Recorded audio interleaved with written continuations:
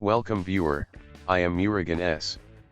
This video tutorial describes, fix sign-in options. Some settings are hidden or managed by your organization in Windows 10.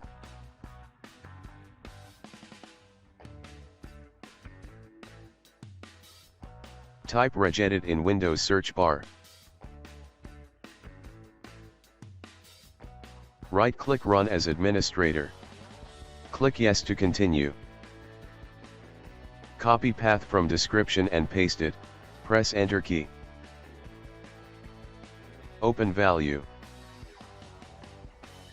Change value data is 1, click OK and exit registry editor.